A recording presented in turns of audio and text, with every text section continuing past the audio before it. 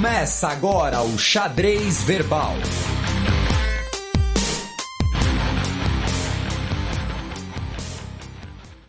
Bom crepúsculo, ouvintes da Central 3. Está começando mais um boletim semanal especial sobre o coronavírus. Comigo estão sempre ele, meu amigo e companheiro Felipe Nobre Figueiredo, o homem por trás do tabuleiro. Bom dia, boa tarde, boa noite. Olá a todos os nossos ouvintes, todo mundo que nos ouve, nos prestigia, nos divulga, nos tolera. E estamos seguindo nessa terra plana, onde o tempo parou, onde tudo está relativo e onde os cabelos e as barbas crescem numa progressão em que vai ficar todo mundo parecendo o Capitão Caverna. Eu desencanei do Piteco, desencanei não, mas eu me conformei que Piteco é o meu estado atual, mas a quarentena só vai acabar quando o Brasil for formado por Capitães Caverna. Citando Mano Brown em Um Diário de um Detento, sei lá, tanto faz, os dias são iguais. Acendo um cigarro e vejo o dia passar, mato o tempo para ele não me matar. Não fumem, jovens. E, como sempre, está aqui o nosso paladino da quarentena, Átila Yamarino. Tudo bom, Átila? Tudo bom, e eu acho que eu perdi o título de paladino esses dias, viu? Por quê? Eu peguei o elevador aqui para levar o lixo, e aí pego o lixo, desci. A hora que eu saí no piso que tem a lixeira na garagem aqui do prédio, eu tava entrando uma moradora de máscara e eu me liguei que eu tinha saído sem máscara de casa. Ixi. Falei, putz, desculpa, eu saí sem máscara. Ela, logo você? Eu não conheço a moradora. Não conheço. Então já tem algum grupo de zap aí, tipo a vizinha do Átila falando que viu ele sem máscara. Expôs o prédio a risco. Bueno. Nossa, pior que é um puta nome pro grupo do WhatsApp do prédio, né? Vizinhos do Átila. Vizinhos do Átila. Bem, e antes de começar o nosso giro pelo mundo, acompanhando os efeitos da pandemia, eu gostaria de agradecer em nome de toda a equipe da Central 3, já que semana passada a gente fez um apelo à nossa audiência, aos ouvintes, já que por conta justamente da quarentena o nosso estúdio permanece fechado e era uma das principais fontes de renda, né, que a gente tem. Então a gente fez esse apelo para o financiamento recorrente da Central 3, que teve um aumento de quase 50%, então vai ajudar muito nesse período, né, enquanto o nosso estúdio Mané Garrincha permanecer fechado, sem a possibilidade de locação. Então agradeço demais a todos e todas que fortaleceram a nossa iniciativa. E começando por uma notícia global, né, já que, infelizmente, o número de mortos por Covid-19 passou de 400 mil em todo o mundo, e é triste pensar que muitas dessas mortes poderiam ter sido evitadas. São números tristes, claro, ruins de qualquer forma, mas definitivamente não são os números naturais da doença, não são os números que a gente teria se as pessoas não tivessem em isolamento, com distanciamento, usando máscara e tomando as medidas. Essa semana saíram 2 estudos hoje, na verdade, sobre a eficiência das quarentenas, do isolamento e de tudo que a humanidade tem feito para conter o vírus. Vou ficar com um dos estudos que extrapolou globalmente o que eles mediram, o outro é do Pirocó, que é o Imperial College para os brasileiros, e a galera anda chateada com eles, então eu vou direto para o outro, que é americano, e eles calcularam que foram ver o quanto fez a diferença a medida de isolamento em cada país, pegaram Irã, China, França, Itália, Estados Unidos e acho que Reino Unido, não lembro qual é o 6º país, para ver a diferença que fez a Coreia do Sul, para ver a diferença que fizeram essas medidas. E primeiro que viram que distanciamento faz uma diferença absurda, o espalhamento do vírus cai de entre 30% e 40% para muito menos, normalmente para crescimento negativo, e que graças a essas medidas o mundo inteiro deve ter evitado por volta de 500 milhões de infecções. Tá? O que quer dizer que se a gente tivesse seguido o curso natural da doença, a essa altura nós teríamos por volta de 60 milhões de casos confirmados e não 7 milhões, então por volta de 10, 12 vezes mais casos do que nós registramos hoje, e ao invés de ver 400 mil mortes, a gente já estaria vendo por volta de 3 milhões ou mais de mortes. Então são números tristes, com certeza, mas são números que, de certa forma, refletem o esforço inédito da humanidade de conter uma doença dessa forma. E uma coisa, Átila, que também nesse contexto, né, dos números globais, a OMS também falou, por exemplo, que o pior, né, a OMS não, né, no caso o Michael Ryan, né, o diretor de emergências da OMS, disse que a América Central e do Sul são zonas intensas de transmissão e não acredito que tenhamos chegado ao ponto alto dos contágios, né, ou seja, que a situação ainda pode piorar nessa região especificamente.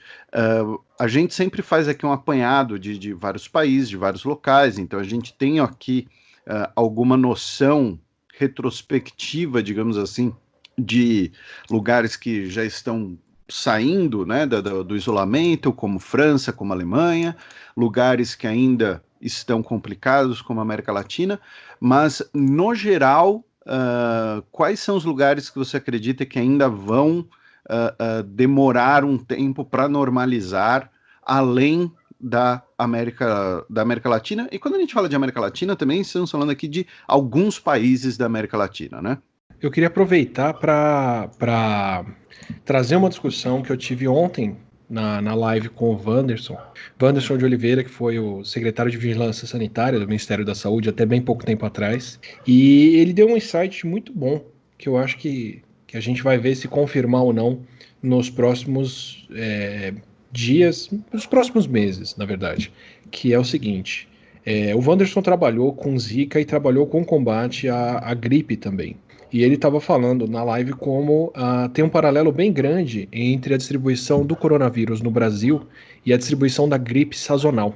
Então ele fala que na gripe sazonal ela normalmente começa na zona norte, na região norte do país, no fim do primeiro trimestre, depois vai para o Nordeste, Rio de Janeiro, e depois vai para o sul do país por volta do final de junho, começo de julho. E a Covid está seguindo o mesmo passo aqui no Brasil.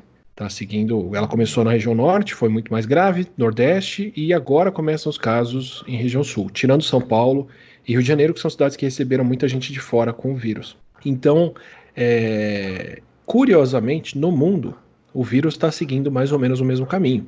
Ele chegou na Europa primeiro, América do Norte, que são regiões mais frias, e está descendo agora, mais ou menos coincidente com a gripe. Eu falo isso para dizer que me fez questionar se a gente está vendo os números, o quanto que a gente pode atribuir os números que nós vemos de Covid até agora ao combate e à prevenção dos países ou à sazonalidade e a influência que o clima pode ter para o vírus vir para cá. Então, por que eu falo isso aqui para a América Latina? Porque, por enquanto, os problemas estão nos lugares que estão mais ao norte, na América Latina. Equador, Peru. Essa semana, o número de casos no Chile começou a subir bem forte, e no México, aí já subindo bastante a América Latina, né? Mas se você for ver por números de casos por milhão de pessoas, o Chile está subindo e está quase acompanhando o Brasil já. E estão sobrando os países mais ao sul, Paraguai, Argentina e Uruguai. Então, por enquanto, a divisão está sendo meio norte-sul mesmo, de quem está indo bem ou mal com isso. Tem as exceções como Bolívia e outros países aí no meio, e tem países que estão muito mal, como é o caso do Brasil, em números absolutos principalmente. Mas vai ser uma coisa que eu vou deixar no ar aqui, porque eu não tenho a resposta para isso, e vamos ver mais para frente se, por exemplo, a situação boa da Argentina vai continuar ao longo do inverno agora ou não. Se continuar, a competência deles, maravilha. Se não, pode ser também porque o clima tinha poupado eles até agora. E eu sou bastante avesso a pensar que o clima tem essa influência toda, mas a gente está vendo meio que isso. Então, para responder você mais diretamente agora, quem está bem mal aqui na América Latina, principalmente, a gente vai falar um pouco hoje de outros países, Brasil, Peru, o Chile já está ficando bem mal, o Equador já foi, está mais contido agora, e quem está indo bem em relação aos países ao redor, por enquanto tem sido Uruguai, Paraguai e Argentina, dos que eu sei falar para vocês e do que os números são mais óbvios, diretos e frequentemente publicados, vai. E só falando brevemente sobre o caso uruguaio, Átila, que semana passada a gente até tinha falado, né, que sem uma quarentena, né, um isolamento social, tinha conseguido conter, mas dentro do paísito existem muitas críticas em relação a isso, quando se compara com a província de Santa Fé, na Argentina, por exemplo, que tem características demográficas semelhantes, e se você comparar os dois, né, a República Oriental do Uruguai e a província de Santa Fé, vai ser uma diferença de 811 casos positivos para 260 e 22 mortes contra 3, né? Então, proporcionalmente, a Argentina, que foi talvez a que tenha, assim como o Paraguai, que fizeram um isolamento social mais rigoroso, estão melhores do que o Uruguai. Uhum. Não, assim, não tenho dúvida que isso vai fazer diferença. E pós-fato, né, passado o grosso agora desse ano, vai ser bem fácil de olhar para trás e reconstruir quem foi bem por causa de um motivo ou de outro. Por enquanto ainda acho um pouquinho difícil, mas tem essas discrepâncias regionais mesmo. É a mesma coisa de Suécia, Noruega, Dinamarca e ao redor, né? A diferença entre Suécia, Noruega e Dinamarca é tão grande, apesar de estarem numa longitude próxima? Não, latitude, né? Numa latitude próxima. E terem culturas próximas, aí beleza, dá para atribuir diretamente a estratégia de combate de cada país. Só não sei por enquanto para toda a região como é que vai ser para diferenciar uma coisa da outra. Agora no meio do rolo, né? Bem, agora a gente começa o nosso giro ali pela Nova Zelândia e já acelera aí o batimento cardíaco do Átila, já que o país eliminou restrições por causa da Covid-19 depois de se declarar livre do vírus. Não acelera não, diminui, fica até em paz, sabe? Fico feliz de saber que a minha Nova Zelândia vai bem. Inclusive porque me dá esperanças da entrevista rolar, porque eu recebi um e-mail do consulado dizendo que a primeira-ministra está ocupada com o combate à Covid e por enquanto não está dando entrevistas. Então quem sabe, com a situação resolvida e mais tranquila, a gente toma um chá e conversa. Não era café? O café vai dar outras implicações que eu não quero dar nesse momento. Átila, além, né, da Nova Zelândia, eu e o Matias, uma vez, a gente comentou uma notícia há muitos anos atrás sobre testes em carros autônomos, né? Se eu não me engano, você até já fez um Nerdologia sobre isso. E a gente comentou, né, que um dos carros autônomos que estava sendo desenvolvido era o do Baidu. E a gente comentou que se nós entraríamos ou não no carro autônomo do Baidu, porque ele iria ficar aparecendo propaganda, você ia ter que clicar, porque senão ele ia parar e tal. Falando em Baidu, eu só queria usar essa frase, né? Falando em Baidu, qual a relação entre o Baidu, que para muita gente é uma verdadeira, né, praga de instalar barra de tarefa, barra de busca no seu navegador, mas na China, né, é um grande provedor de serviço de internet, dentre outras coisas. Qual a relação entre Baidu e o coronavírus aí pra gente, por favor? Mas foi uma ligação de assuntos excelente.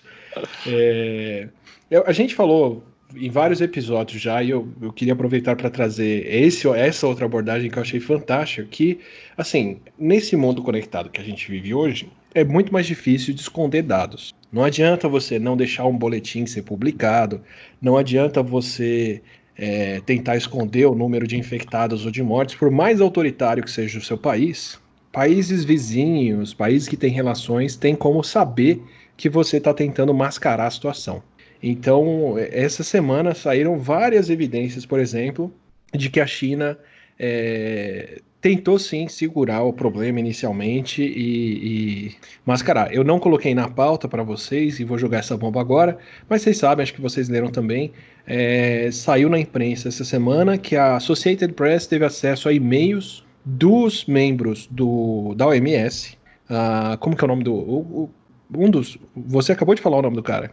O Ryan. O Ryan, dizendo que no começo de janeiro falando... A gente é íntimo, a gente chama ele só de Ryan. Ryan, perfeito. O Ryan falando que precisavam de mais informação da China e a China não estava dando. Tá? De que até ali por volta do dia 15 ou algo assim, o começo do mês de janeiro, a China já estava detectando a transmissão entre humanos da Covid, na época sem nome ainda, mas não estava passando essa informação para a OMS, e a OMS não tinha como fazer comunicados e avisar os países de que esse problema poderia ser mais sério do que parecia nesse começo. Eu, Átila, lendo a situação sem ter malícia política nenhuma, porque de fato não tenho, entendo que talvez fossem eles querendo nem falar nada agora, vamos ver se a gente resolve aqui, porque se a gente resolver nem tem que falar depois do que aconteceu. Como eles já fizeram com gripe aviária e outras coisas, conseguiram conter nas primeiras semanas. Não deu certo, tiveram que abrir, explicar os casos, mostrar que a transmissão entre humanos estava acontecendo bem, e deu no que deu, a gente está aqui.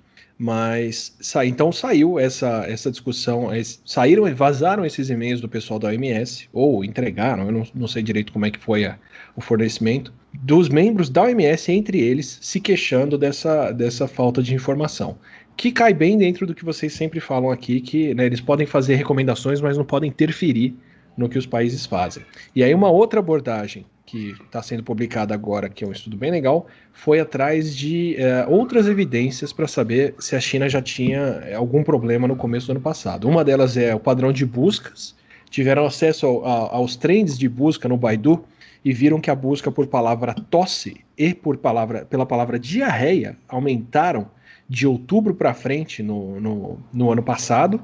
E assim, tosse é de se esperar que aumente no final do ano por causa de gripe, por exemplo, ou a temporada de gripe na China também, mas diarreia não é comum, ou não se espera que seja comum nessa época, e bate com um sintoma que é mais exclusivo da Covid. É um vírus respiratório, mas é um vírus que pode causar diarreia também, e é uma evidência legal de que as pessoas já estavam buscando pela causa disso nesse final do ano. Tem uma falha que eu aponto aí, nessa comparação pontual, que eu não vi a tendência dos anos anteriores para saber se não acontecia no fim do ano também. Mas eles têm uma outra evidência que eu achei muito boa, que é o uso de imagens de satélite dos hospitais de Wuhan, mostrando que os estacionamentos deles estavam mais cheios também a partir do fim do ano, e inclusive em relação a anos anteriores. Então, por ocupação de estacionamento de hospital e busca por sintomas como diarreia, eles têm evidência de que talvez a Covid já estivesse circulando por lá desde outubro de 2019. Talvez um pouco antes, eu já acho muito cedo, é o prazo que eles dão de aumento a partir de agosto, porque aí a gente já estaria muito mais avançado na epidemia do que está agora, mas de qualquer forma é uma maneira bem inusitada de saber o que está se passando no país vizinho, se ele não fala o que acontece. E nesse sentido, né, como você mencionou, a gente sempre tenta explicar que a OMS ela não tem como ser, até pelo seu mandato, né, uma espécie de polícia global, né, ela depende dos outros países mandarem informações ou não. Essa matéria da Associated Press, a gente inclusive recomendou a leitura no último programa do Xadrez Herbal, o mais recente, o programa convencional, digamos assim, na última sexta-feira. Então fica a sugestão de leitura novamente para o pessoal. E finalmente, como você é uma pessoa que gosta de causar alarmismo e pânico nas pessoas, também é para parar de gritar na montanha-russa, é isso? O Japão sendo o Japão, adotou como medida para poder reabrir os parques temáticos, porque afinal é verão, é a época que o pessoal gasta dinheiro nessas coisas. Então, para deixar os parques seguros, eles entendem que nem todo mundo vai poder usar máscara sempre, então eles recomendam que quem pegue a montanha-russa não grite para não produzir muita saliva. Essa é a recomendação, as pessoas ficarem silenciosas e de boca fechada nos brinquedos para não correr o risco de fazer gotículas e transmitir a Covid. E indo agora em direção à Ásia continental, a gente volta, né, para o de caso da semana passada, já que a Índia está prestes a afrouxar a quarentena, mas ao mesmo momento ultrapassa a Itália no número de casos. Pois é, eu fui conferir de novo essa semana. A Índia continua fazendo na casa de 9 a 10 testes para cada teste positivo, acho que chegou em 12. o que é um forte sinal de que estão buscando ativamente os casos para tentar conter o espalhamento da doença, mas, assim, com a densidade urbana que eles têm, o número de pessoas, eles vão ter casos, não tem como, né? E ali do lado, no Paquistão, Átila, uma coisa que é até interessante de você comentar, porque você já falou várias vezes sobre vacina, sobre campanha de vacinação e tudo mais, é que o Paquistão, por conta das medidas de isolamento, pode ficar, né, sem a campanha de vacinação, porque a campanha inicialmente ela foi cancelada. E, segundo a matéria do Guardian, tá, mais de 30 milhões de crianças ficaram sem vacinação contra pólio nos últimos meses. Não é que sem a vacinação, sem a vacina, mas elas não puderam, né, não teve a campanha de vacinação segundo o doutor Hana Muhammad Safdar, que é coordenador nacional da campanha de vacinação no Paquistão, ele disse que ele teme que eles vão fazer a campanha assim que possível, porém, ele teme que até lá tenha eventualmente um surto, né, de doenças vacináveis, como nesse caso da pólio ou então sarampo. E, segundo a mesma matéria, nesse ano já teve 47 casos confirmados de pólio no Paquistão. Já são até mais e é um tipo de pólio bem preocupante. Então, explica aí pra gente, por favor. Vamos lá. Bom, a poliomielite, acho que todo mundo conhece, é uma doença infecciosa causada por um vírus, o que muita gente nova talvez não conheça. É uma consequência dela que são as pessoas que tiveram a poliomielite nervosa dentro do sistema nervoso, que pode causar paralisia. A poliomielite, em raros casos, pode sair do intestino da pessoa. Ela normalmente é uma gastroenterite, é um vírus que você ingere ele, espalha ele pelas fezes, como se faz com a bactéria da cólera, por exemplo, mas que em alguns casos raros pode entrar na corrente sanguínea, infectar o cérebro, e aí, dependendo da região afetada no cérebro, a pessoa pode perder o movimento de um membro, da perna, do braço, dos pulmões e por aí vai. E aí o membro é o músculo do diafragma. É super antiga essa infecção, circula na humanidade há milênios, e a gente sabe disso porque tem hieróglifos ou artes com egípcios de 2-3 mil anos atrás, com a perninha paralisada, com sintomas bem claros de pólio, e foi erradicada com a vacina, ou poderia ter sido erradicada com a vacina, que a gente já explicou no episódio 10, se eu não me engano, né? 10 ou 11. Pode ser, já. O tempo é só uma noção agora. Isso. Num episódio desses aí que a gente fez. E o que acontece? A polio já poderia ter sido erradicada por ser uma doença para a qual se tem vacinação. Inclusive, se tem uma campanha de erradicação da polio no mundo, promovida pela OMS desde 80, 90, pelo menos. A Fundação Gates e Deus e o mundo já puseram dinheiro nisso para combater o espalhamento. O problema é, a vacina, ela depende da criança estar bem nutrida, estar bem cuidada para desenvolver uma imunidade protetora. Então, em alguns lugares onde ainda existe desnutrição infantil, falta de acesso à saúde, acompanhamento e por aí vai, ainda tem circulação do vírus da polio. E tem circulação de 2 tipos de vírus da polio. Tem a circulação do vírus selvagem, o vírus natural da polio, quer dizer, nesses lugares a doença nunca foi nem combatida direito.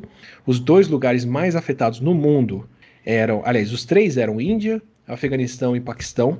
A Índia já não é mais, pelo menos que eu saiba, já tem acho que uns 5 ou 10 anos que não se tem mais casos de pólio na Índia, pelo menos desde 2016 eu tenho certeza, que não são registrados, e a Afeganistão e Paquistão. São lugares onde ainda circula o vírus da polio mesmo, onde a vacina não fez tanto efeito, não foi tão distribuída e as crianças continuam desenvolvendo polio.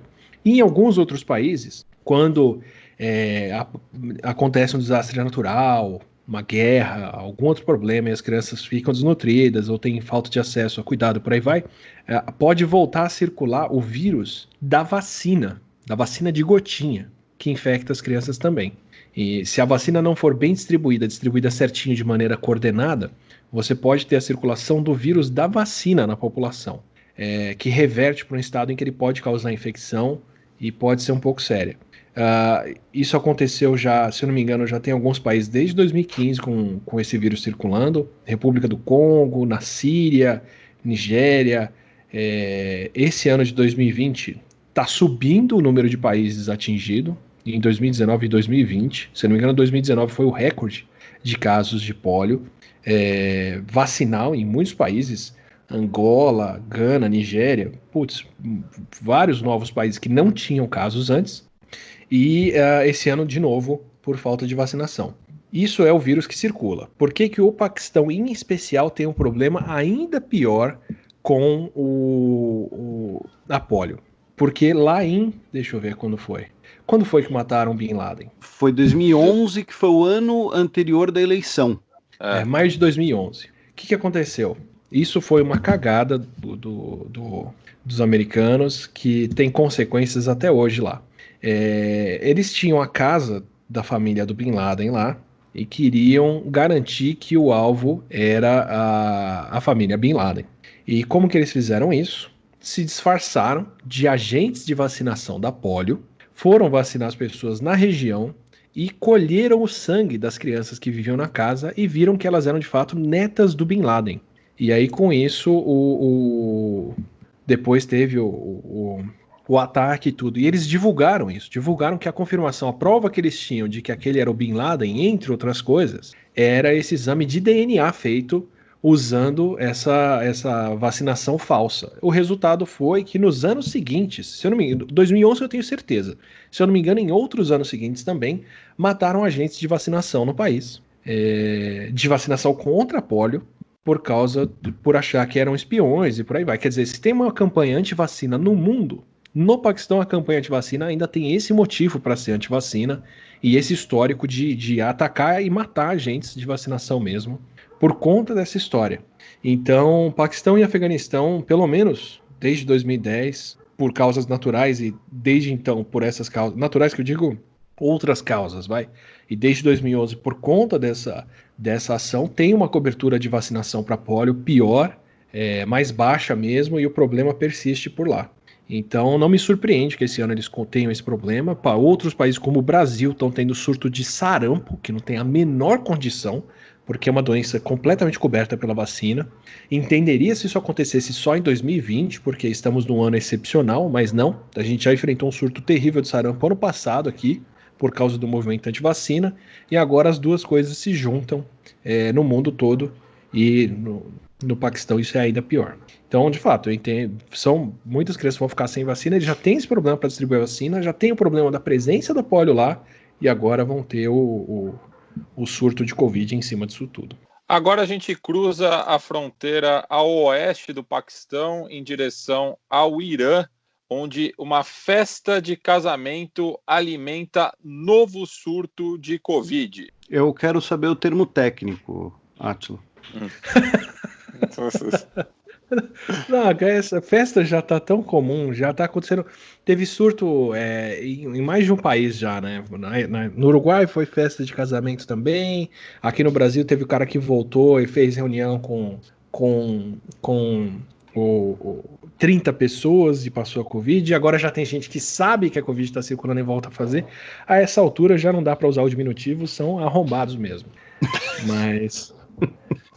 Poxa, gente, festa essa hora, mas tem, eu consigo ouvir na vizinhança aqui, essa semana 2 pelo menos, então é isso, né? Pelo menos essa não foi num outro país, né? Mas só para ter aqui uma leve dimensão, né, o número de casos oficiais no Irã no sábado, tá? No sábado passado, havia sido de 2.269 no dia.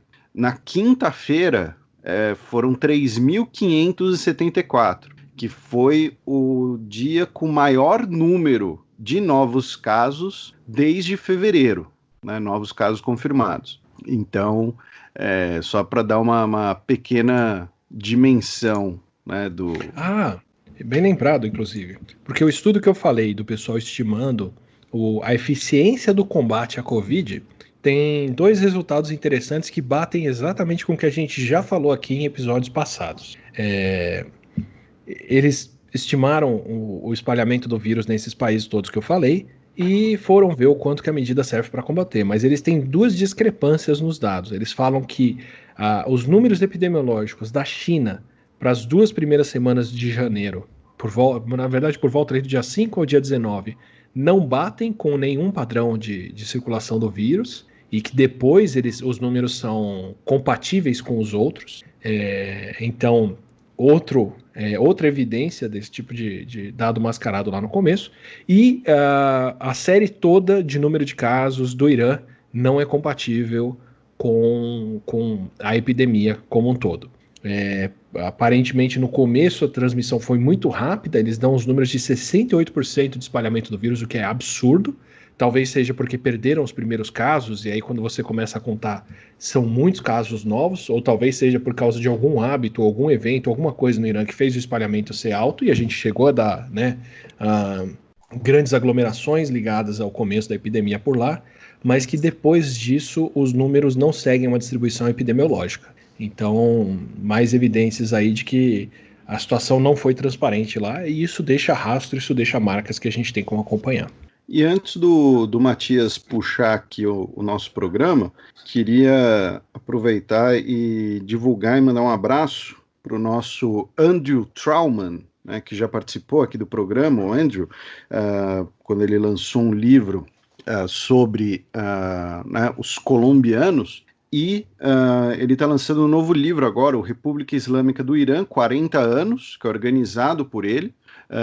Ele que também tem um outro livro sobre o Irã, que ele inclusive muito generosamente me deu de presente, né, Os Militares e os Ayatollahs, que fala das relações Brasil-Irã entre 79 e 85, ou seja, depois da Revolução Iraniana de 79 até o fim do regime militar brasileiro, 85, né, com a saída do Figueiredo, que alguém começou como piada, mas pelo jeito teve uma outra pessoa que acreditou. Eu não tenho parentesco, tá, com o Figueiredo.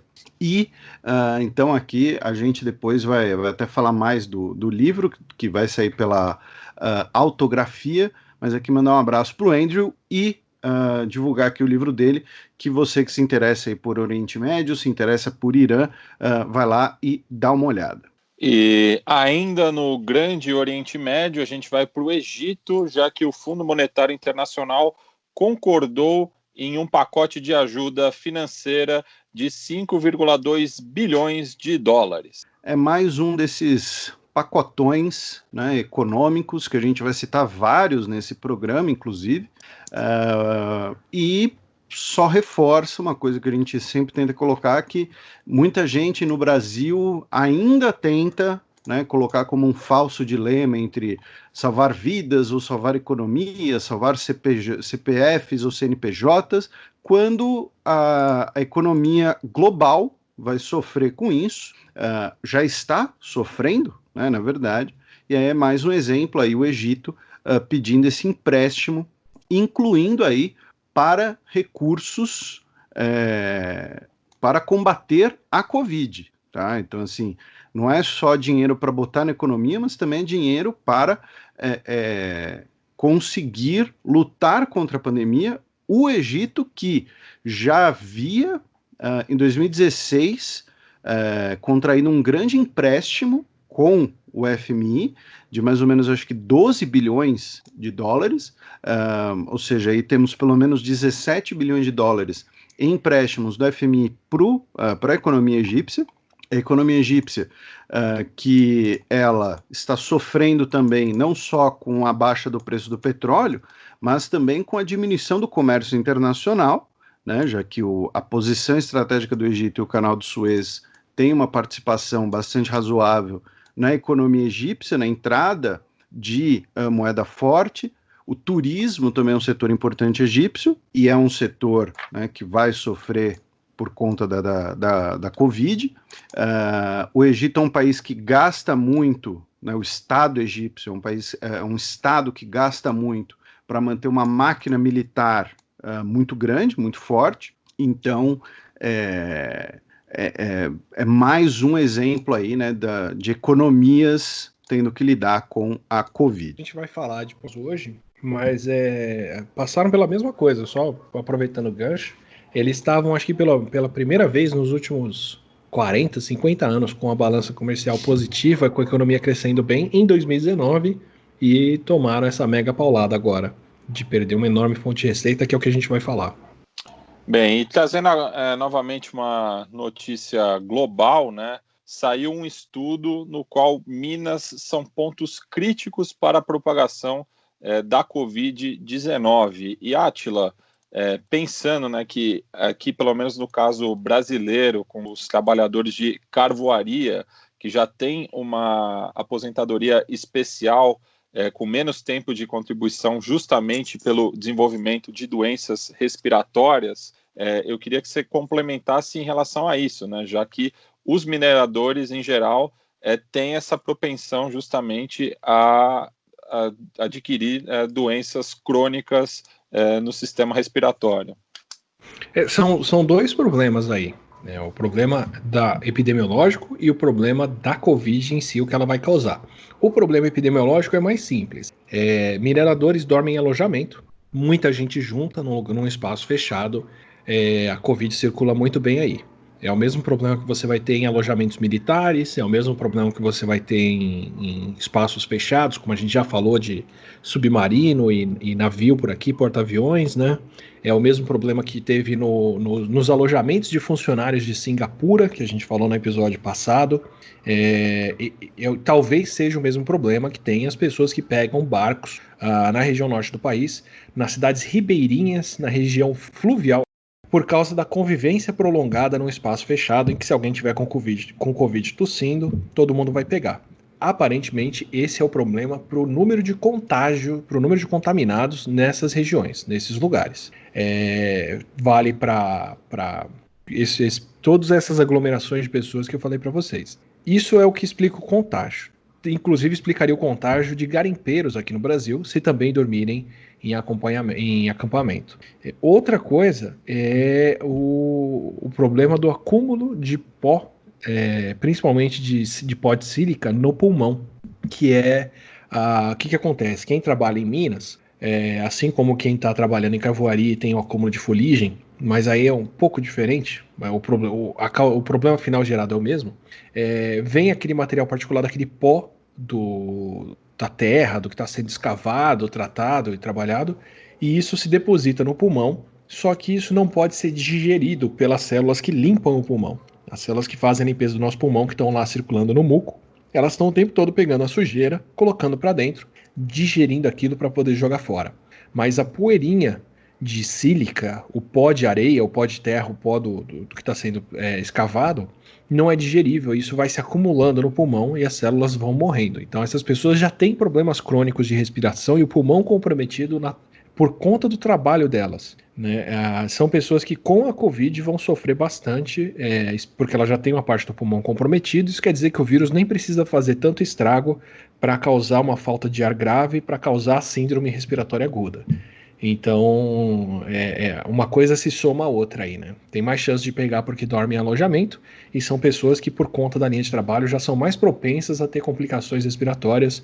Isso vai ser um problema no mundo todo, é um problema nas minas polonesa, né? Você falou, a gente tem ali na pauta em seguida, mas também é no Canadá e provavelmente também vai ser aqui no Brasil por conta disso. O problema do alojamento é resolvível, eu acho. Se você sabe que nesse tipo de espaço a transmissão é maior, tem que adequar esses alojamentos, como a Singapura fez com os alojamentos de trabalhadores deles. O outro é um pouco mais inevitável, que se essas pessoas se contaminarem, elas vão ter problemas, e isso já é meio esperado, assumido por conta da linha de trabalho delas. Por isso que é uma profissão periculosa. Insalubre, né? Insalubre. E já que você citou a Polônia, ela ainda faz parte, né, da zona do euro, e o Banco Central Europeu anunciou injeção de 600 bilhões de euros adicionais na economia. Mais uma dessas notícias, né, de pacotão econômico, de incentivo, e assim, para os nossos ouvintes que ficarem meio confusos, mas Felipe, eu ouvi vocês falando outro dia que a Merkel e o Macron falaram em outro $500 bilhão, e aí teve o programa que vocês falaram de um programa do governo espanhol, um programa do governo da Itália, não sei da onde e tal. É mais um, tá, gente? Assim, é mais pacote. E lembrando que, assim, a gente resume tudo muito bem aqui, até para não correr o risco de falar alguma imprecisão técnica, mas não é assim, não é que o Banco Central Europeu vai vir assim com uns sacos, né, com um cifrão pintado no saco de pano, né, que nem o Hortelino, né, o Hortelino não, o Eufrazino, né, que nem o Eufrazino, e vai sair dando o sacão de dinheiro por aí, assim, envolve sempre também questões técnicas como assumir dívidas, emissão de título, empréstimos de longo prazo e tudo mais. Então, assim, não é só, não é botar os 600 bilhões em notas, em dinheiro na rua, tá? Tem todo ali uma engenharia financeira, enfim, e a questão é também manter uma inflação controlada, por isso que os juros do Banco Central Europeu vão ser mantidos num bom e velho zero, tá? Então a gente vai falar mais sobre esses pacotões mais para frente. A Mônica De Bolle tem comentado bastante sobre isso, né? Para ficar em alguém que já esteve no repertório, já produziu live com o Átila. Então a Vivian falou de questão de postos de trabalho no programa dessa sexta-feira. Então ajuda também a tirar um pouco essa coisa de olha, dá para salvar a economia, tal. Não, o mundo inteiro vai entrar num momento de reajuste econômico, tá? Algumas crises vão ser piores do que outras, mas assim, tá todo mundo meio ferrado, para não usar outra palavra com F, porque eu não sou que nem o Átila que fica falando palavrão em podcast. Aqui no Xadrez todo mundo é educado e não vai repetir esse palavrão, não. Bem, e já na França, o estoque de produtores de vinho será transformado em álcool gel. Explica aí pra gente, Átila, como é que é essa bodega? É um futuro triste. É nesse futuro tipo triste que a gente Jurupinga. vive. Não, mas assim, o pessoal não tá mais comendo em restaurante, não tá mais consumindo tanto fora, o desperdício cai. Inclusive, é uma tendência mundial bem legal, que as pessoas estão comendo melhor, de forma mais saudável e desperdiçando menos agora em casa, esperando tudo ser revertido assim que puderem voltar a comer num lugar onde quem cozinha não tem que cuidar do próprio coração. Aliás, de quem cozinha não tem que cuidar do coração de quem come, né? Vão aproveitar para destilar o suco de uva todo que está fermentando lá para fazer álcool, para depois fazer o álcool gel. Triste. Nem sinto essa falta do vinho, não sou um consumidor de vinho, mas... E tem uma questão, assim, né, além, é claro, né, da notícia curiosa, né, vão ser mais ou menos 2 milhões de hectolitros, sendo que cada hectolitro é 100 litros, né? Então, vai ser aí 200 milhões de litros? Oi? 200 milhões de litros? Aparentemente sim. Se são 2 milhões de hectolitros e cada hectolitro é 100, 100 vezes 2, 200. E esses hectolitros, né, de suco de uva, como o Átila falou, eles estão guardados. E também tem uma questão que é o seguinte, eles ficaram parados, não foram, né, transformados em vinho, não foram vendidos, não foram exportados. As exportações de vinho francesa já estavam sofrendo desde o final do ano passado, com aquelas tarifas entre Estados Unidos e França, que a gente mencionou, né, em outubro, por conta do imposto digital que a França criou e os Estados Unidos retaliou. Só que o produtor de vinho, ele não tem como deixar o vinho lá no barril e falar, tá acabando, vou fazer mais. São safras, e você tem que abrir espaço para a nova safra. Então, vão mandar aí esses 200 milhões de litros de suco de uva para virar álcool gel e etanol.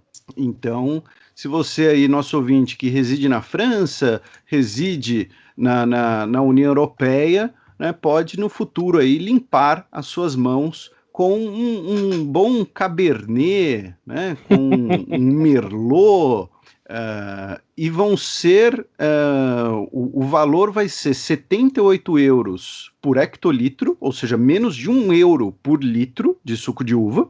Pô, tá barato esse suco de uva, vai? Né, se você pensar que é suco integral, de vinhos que têm origem comprovada, né, ou seja, champanhe, né, para dar um exemplo idiota, e 58 euros para o hectolitro do suco de uva sem grife. Mas é reserva estratégica isso também, não é? Tipo as reservas de maple do Canadá que foram roubadas? Pode ser, não sei. Sim, não, e tem um outro detalhe também, né, de como o vinho é um produto com bastante valor agregado. Eu estava lendo um artigo, inclusive, um pouco antes da gravação, que fala que desde 2001 a União Europeia perdeu 500 mil dos seus vinhedos, né, o que indicaria uma queda de 15% do total das plantações. Só que, ao mesmo tempo, nesse período, triplicou o valor das exportações. Então é um mercado bastante dinâmico, né, que sabe muito bem jogar aí com os rótulos, justamente. Porque as pessoas ainda não descobriram a verdade que cerveja é muito melhor.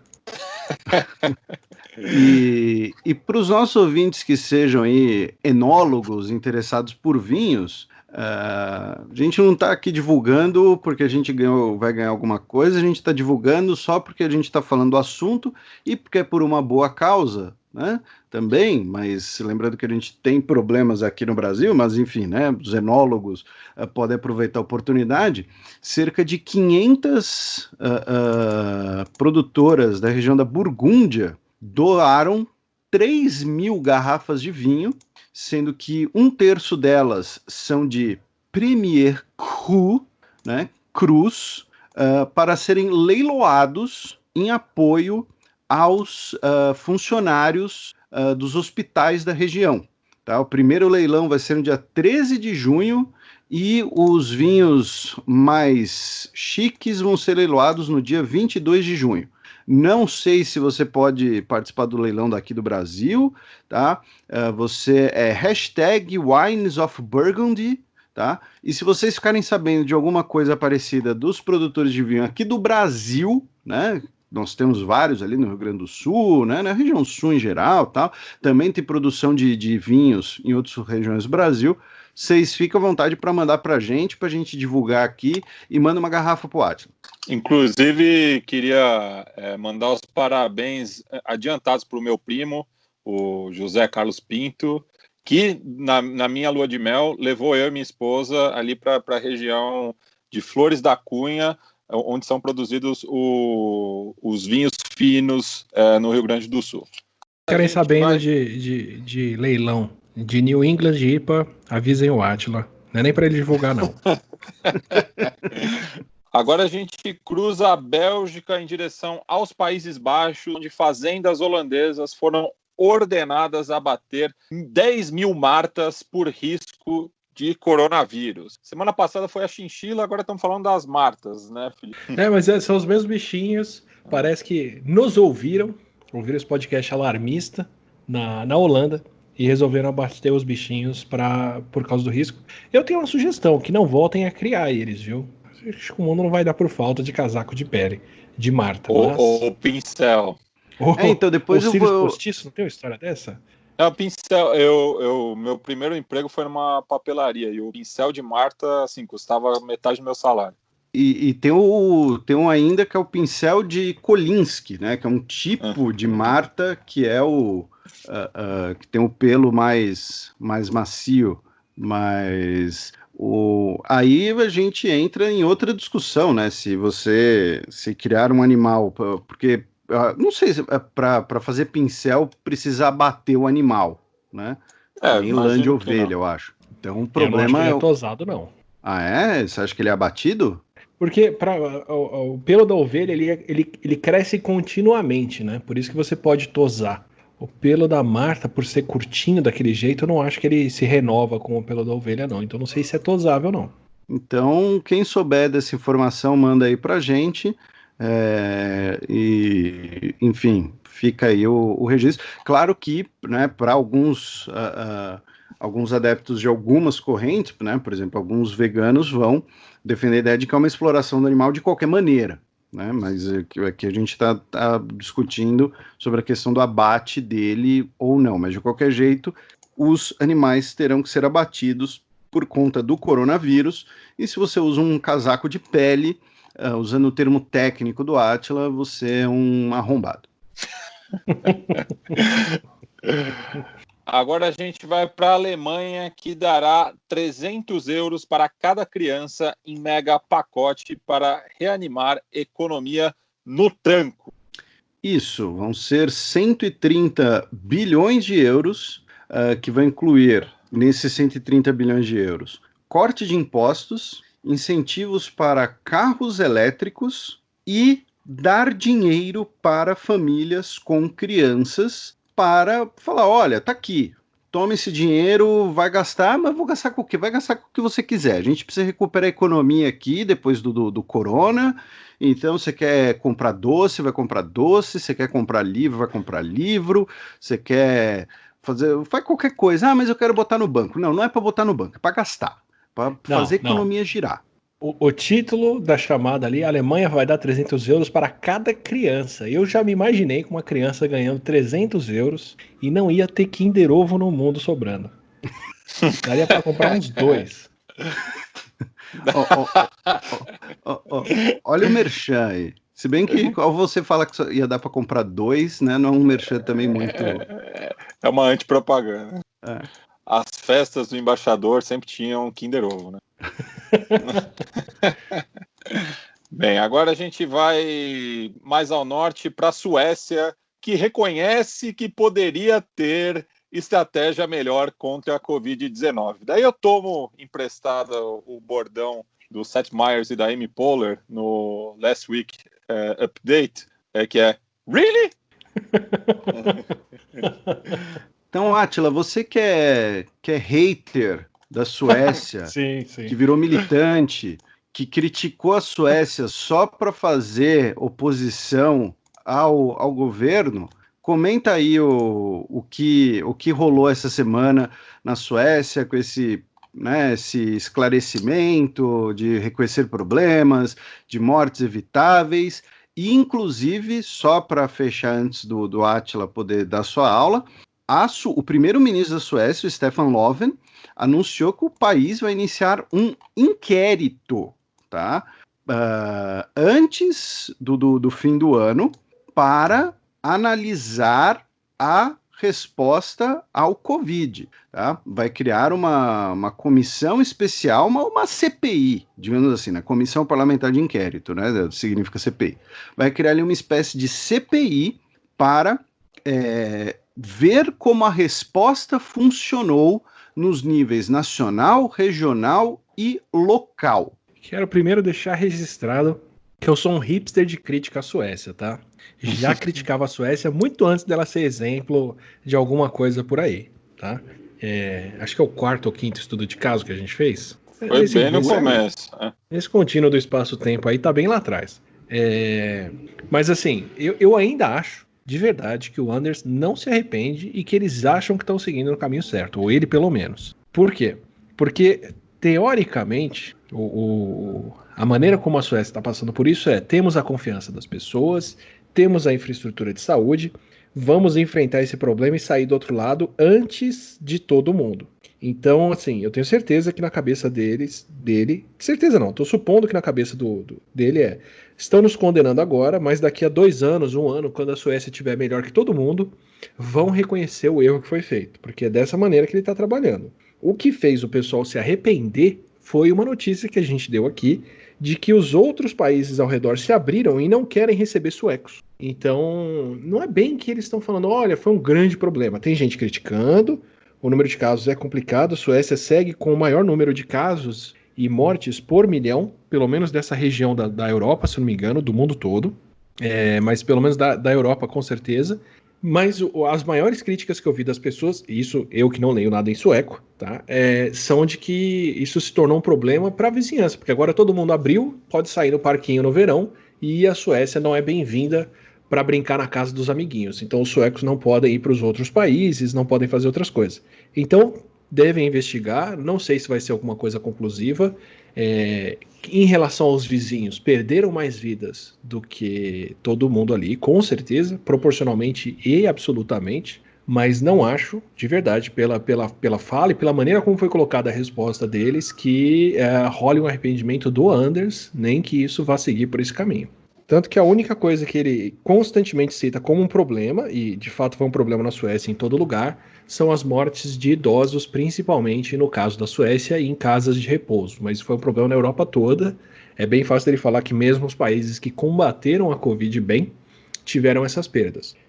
Mas dou um número que saiu essa semana mostrando que a Noruega deve ser um dos lugares que teve a melhor resposta contra a Covid de todos os países, porque é um dos países onde não se registrou morte em excesso, ou seja, onde eles não viram mais vidas perdidas esse ano do que nos anos anteriores, o que é impressionante. Ou mascararam muito bem o dado, acho um pouco difícil, ou realmente tiveram um combate tão bom que não se perdeu mais vida do que teria que se perder esse ano. Bem, agora a gente cruza o Mar do Norte em direção ao Reino Unido, já que a regra que proíbe o sexo com quem não mora junto virou piada.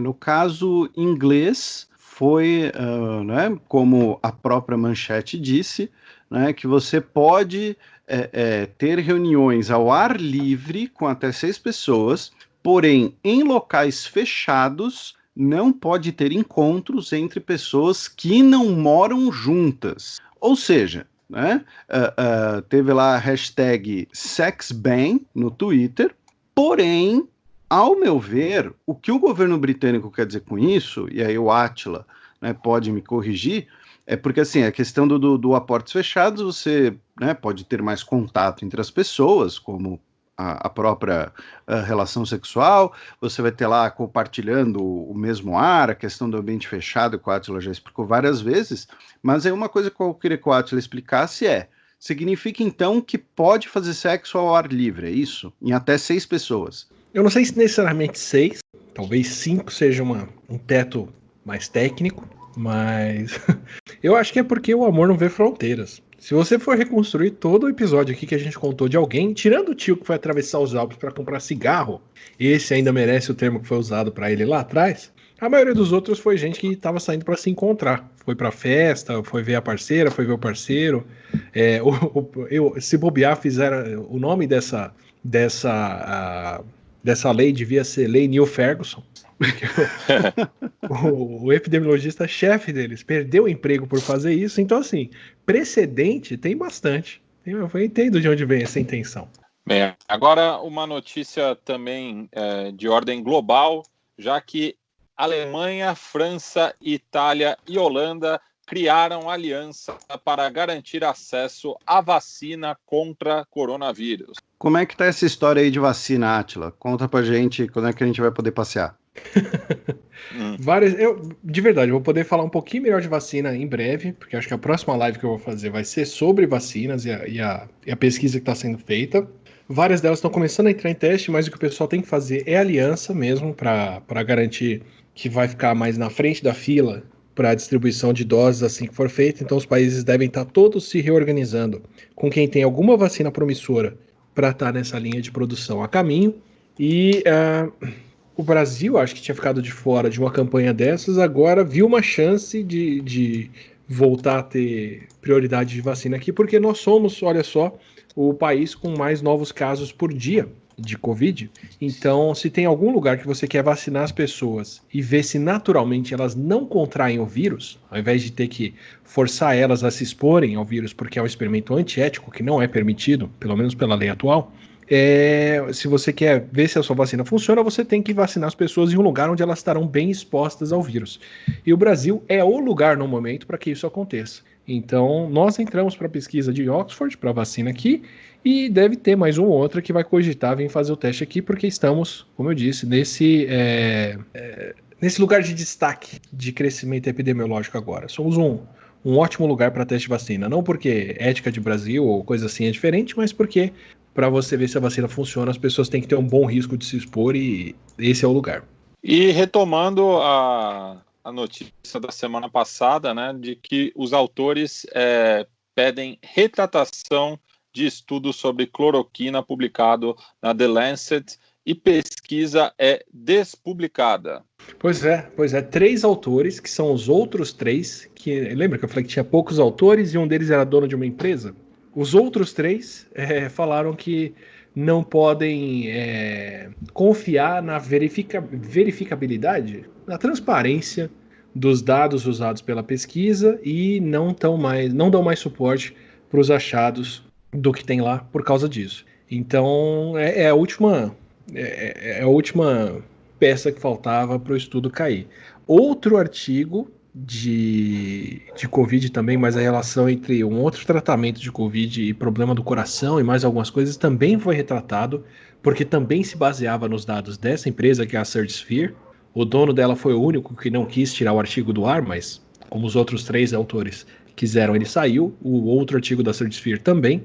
E fica evidente que, na pressa de publicar as coisas e deixar tudo disponível quanto antes, não verificaram tudo que devia se verificar nesse artigo, daí que veio o estrago. Para quem acompanha outras áreas e não acompanha a área científica, isso é comum, tá? Tem muito artigo científico que acaba sendo retratado, porque uma falha ou duas passaram no processo de revisão e só são descobertas depois do artigo estar disponível.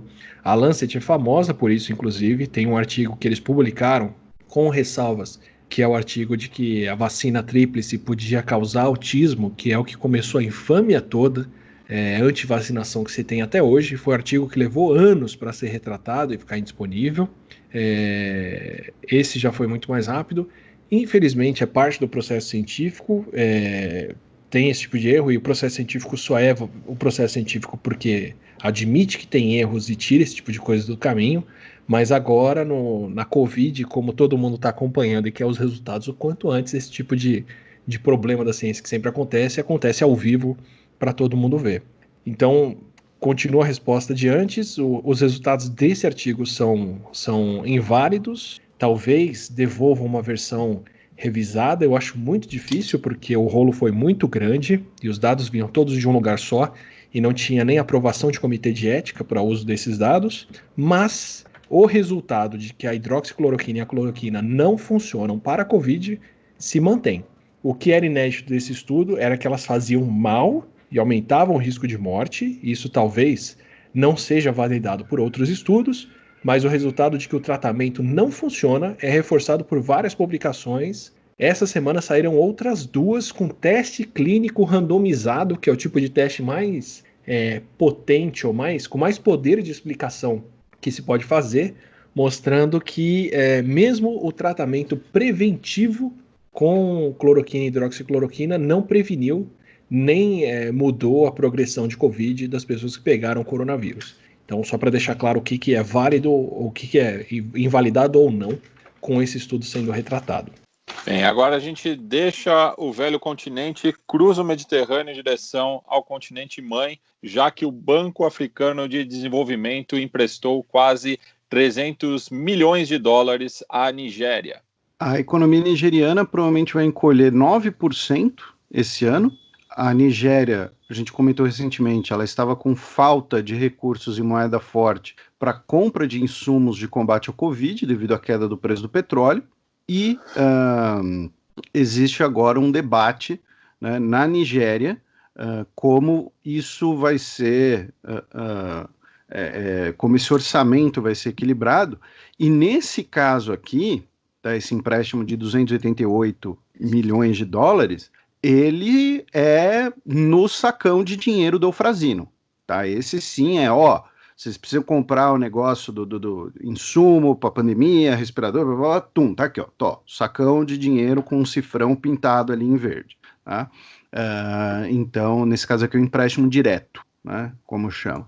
E também na África, no Zimbábue, políticos da oposição foram presos por violar o lockdown, o tranca-rua, Eles dizem que foram detidos por serem da oposição, né? Eles foram presos ali pelo governo, pelas forças policiais, e foram soltos com uma fiança de $1.000 cada um. O detalhe é que a Embaixada dos Estados Unidos condenou essa ação, essa prisão. Lembrando que no Zimbábue, recentemente, a gente teve uma troca de governo com um forte apoio chinês. O Zimbábue é um país que tem cultivado cada vez mais, né, relações com a China. Então, por isso que eu achei curioso essa questão de figuras da oposição foram detidas e a Embaixada dos Estados Unidos se pronunciou, né? Ou seja, aquela coisa de você ter uma situação, né, uma facção pró-China e uma facção pró-Estados Unidos dentro de um mesmo país, né, lembrando ali os áureos tempos dos anos 60 e 70, e para quem não pegou, né, esse áureos foi ironia. Em relação ao corona propriamente dito, né, que você tem aí, Átila, para gente? Eu tenho alguns pontos. Eu vi essa semana alguns países que estão combatendo bem a Covid por lá, como é o caso da Etiópia, que foi basicamente com distanciamento e mantendo as pessoas em casa. Tem a história de Ruanda e outros países que já passaram por ebola ou por outros surtos que estão indo bem também. Mas eu vou ficar mais reticente ainda com a conversa do Wanderson sobre a sazonalidade do vírus, que me deixa em dúvida se também não é uma questão de clima, tempo e do vírus demorar mais tempo para aparecer por lá. Porque mesmo com as medidas de combate que eles estão tomando, que está poupando as mortes que a própria OMS já tinha calculado, imaginado que ia acontecer e comunicado que ia rolar por lá, e eles não estão passando por isso, então esse combate funciona, pode ser o caso de que na África o vírus vai tender a causar menos casos por muito mais tempo, então ficar presente o tempo todo, mas causando menos casos. Tem uma demografia mais jovem, a população é mais nova, vai ter menos complicações por isso, tem outros tipos de aglomerações e um clima que não é favorável à transmissão do vírus, mas fico com essa incógnita agora da força do combate versus o quanto isso também não é por período. Vou ficar com esse ponto de interrogação até responder um pouquinho mais sobre eles mais para frente. Bem, agora a gente cruza o Atlântico em direção aos Estados Unidos, já citados, já que mortes por coronavírus se aproximam de 110 mil, enquanto as economias locais reabrem. Bem, a questão das mortes, a questão epidemiológica, o Átila vai tratar, só passando aqui pela questão econômica, né?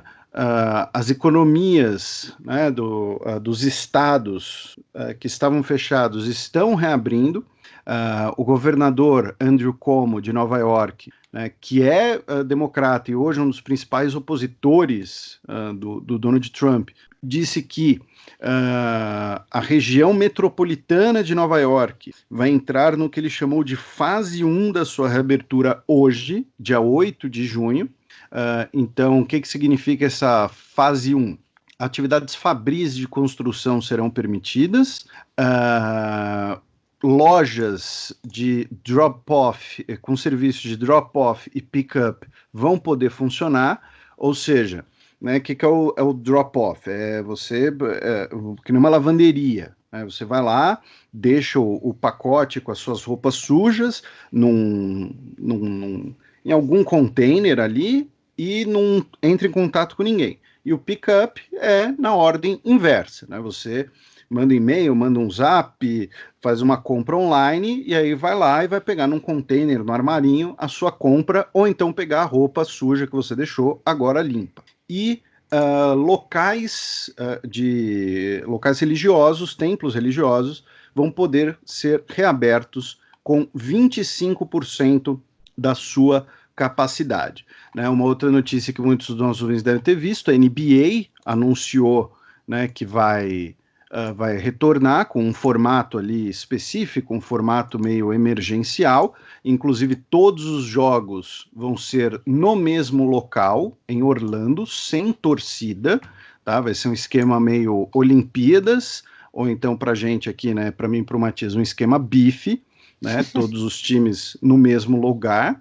E o desemprego, a gente estava falando de pacotões econômicos, de incentivos, né, o desemprego nos Estados Unidos caiu, tá, para 13,3%, que, assim, você pode ouvir e pensar, nossa, mas ainda é uma taxa alta. Sim, ainda é uma taxa alta, porém, foram criados mais de 2 milhões de postos de trabalho em maio, um número que estava além acima das expectativas, segundo, né, boa parte segundo a matéria, por exemplo, do Financial Times, que é um jornal ligado, né, ali ao mundo de Wall Street e tudo mais, foi consequência direta dos incentivos do Fed, o Banco Central dos Estados Unidos, né? Então, você teve ali uma queda em alguns setores, né? Porém, uma geração de empregos em outros setores, já que a gente teve um pacotão de quase 3 trilhões de dólares aprovados, né, no Congresso em março, tá? Então, a partir do final de abril e maio, essa grana já estava começando a fluir na economia, né? Ali é uma espécie de... sabe aquelas cenas de filme, de seriado de saúde, que o cara tá lá, tá com uma parada cardíaca, e aí vem alguém, vai lá com o desfibrilador e pum, dá um choque no peito dele? Mais ou menos isso, né? Então pegou no tranco, então a gente teve uma geração aí muito forte de postos de trabalho e diminuiu o desemprego nos Estados Unidos, naquela relação que a gente está falando de economia, de incentivos à economia e tudo mais. Agora é o momento do Átila brilhar, eu vou calar a boca. Não, eu espero de verdade que essa tendência se mantenha, porque eles têm algumas tendências epidemiológicas que, nas palavras dos jornais de lá, estão bem complicadas, assim, que o resumo da história, pelo que eu acompanhei essa semana, é basicamente que o país está reabrindo por força econômica, porque deseja estar bem, sem necessariamente ter a situação epidemiológica que permite isso. Então, tem regiões que estão com a situação sob controle, muitos estados estão batendo recorde de novos casos agora, é o caso da Califórnia, é o caso da Flórida, é o caso de alguns outros estados. Então, a situação reta de casos é a diminuição em grandes focos, mas o aumento em outros. Os protestos que eles estão tendo agora têm toda a chance de aumentar a transmissão do vírus. São pessoas juntas, são pessoas falando alto, muita gente sem máscara. Gás lacrimogêneo faz todo mundo tossir e se expor mais. As pessoas próximas e por aí vai, circulando. Então, eles já estavam numa situação delicada com essa reabertura. Agora devem ter um aumento ainda maior por conta da convulsão que o país está tendo por causa daquele assassinato. Eles estão fazendo a reabertura com medidas, estão mudando um pouco, né, a maneira como os lugares funcionam, tem esses parâmetros, tem essas soluções como picape e outras coisas. Essa semana saiu um estudo mostrando que a melhor coisa que o comércio faz é readequar fisicamente o espaço. Então, todo mundo tem álcool gel para todo mundo pode ter máscara quando entra aqui e outras coisas. Isso é o que tem menos eficiência. A grande eficiência vem de você aumentar a ventilação do espaço, diminuir a recirculação de ar, então menos ar-condicionado, mais janela aberta, mais ar externo sendo circulado dentro do lugar, e colocar medidas para manter as pessoas distantes. Então, estamos a caminho de saber medidas efetivas para retomar uma atividade econômica e reabertura das coisas com mais consciência e com menos condição de transmitir a Covid. São medidas bem-vindas pelos próximos anos, inclusive, mas pela epidemia do país lá, eles talvez tenham um problema independente disso, mesmo tendo adotado essas medidas, porque já estavam com os casos em subida em muitas regiões e agora com os protestos isso tende a ser pior. Bem, agora a gente cruza o Rio Grande em direção à nossa quebrada latino-americana, começando pela Bolívia, já que eu esqueci de linkar uma notícia na semana passada, já que no dia 25 de maio foram registradas as mortes de um jogador, um treinador e um dirigente de um clube boliviano ali no departamento de Beni, que faz fronteira com Rondônia. O jogador, no caso, é o Franz Román Guzmán, que é filho do treinador Luiz Carmelo Román e do seu tio, o dirigente Belisário Román. Todos eles defendiam o Universitário de Beni, né? Então talvez seja o primeiro caso de um atleta em atividade que tenha morrido em decorrência da Covid-19. E ainda na região da Amazônia boliviana, existe um receio justamente com as comunidades de nativos americanos, né? Algo que tem também preocupado as autoridades no Peru e tem acontecido em muitos estados aqui no Brasil, né? Segundo o Miguel Vargas, diretor do Centro de Estudos Jurídicos e Investigação Social da Bolívia, 46 dos 58 territórios indígenas do país, principalmente nas regiões mais baixas, ali no oriente e norte do país, se encontram próximos a municípios que já detectaram contágios por coronavírus, né? E a situação é mais grave na região de Lomerio, onde tiveram 4 infectados confirmados da etnia Yuki e 1 da Urubixá. E o Vargas ainda alerta para um risco de um possível etnocídio caso o governo boliviano não tome as devidas medidas de precaução. Tem um ponto aí que eu acho bem importante, que na América Latina que vai ser bem sério, principalmente nos países andinos, que é a suscetibilidade genética ao vírus. Parece ser o caso com o coronavírus, sabemos disso com a influenza, que é o seguinte, eu vou pegar o caso da gripe de 1918. A gripe de 18 matou muita gente no mundo todo. A gripe espanhola chegou a 50 a 100 milhões de pessoas no mundo que tinha 1 bilhão de pessoas, então ela praticamente dizimou a humanidade de levar 1/10. E o que acontece é que tudo indica que o vírus depois ele não ficou atenuado. Não é que o vírus deixou de matar as pessoas ou ficou um vírus mais com menos potência ou qualquer coisa assim, mas sim que as pessoas que sobreviveram eram pessoas que eram menos suscetíveis ao vírus e aos sintomas deles. E tanto que em regiões como no Alasca, os Inuits morreram assim em quantidades muito maiores do que europeus e outros lugares. Isso parece ser um pouco a consequência da nossa convivência com esses vírus. Isso para o influenza. Se a mesma coisa estivesse repetindo para o coronavírus agora, isso explica em parte. É claro que tem os fatores sociais em cima, condição de vida, atendimento e outras coisas que também com certeza contam muito, mas isso explicaria em parte por que negros e indígenas têm uma letalidade maior da Covid. Não que eu queira justificar qualquer coisa aí, com certeza a condição de vida dessas pessoas também contribui muito para terem mais pré-condições e menos acesso à saúde. Mas se tiver um componente genético aí, que eu não acho difícil, que aumenta a chance dessas pessoas terem complicações com o vírus, povos aqui nas Américas que têm uma proporção de nativos, né, maior, vão sofrer mais com a doença. A mortalidade, se eu não me engano, pelo menos aqui no Brasil, para indígenas está no dobro. Chega a 12% em algumas comunidades. Então pode ser um problema sério para eles, sim. É uma preocupação. Isso com certeza para mim é uma preocupação válida. Bem, da Bolívia a gente cruza o Chaco em direção ao Paraguai, já que 2 jogadores de futebol tiveram a decretação de prisão domiciliária, pois estavam jogando futevôlei durante a quarentena, né?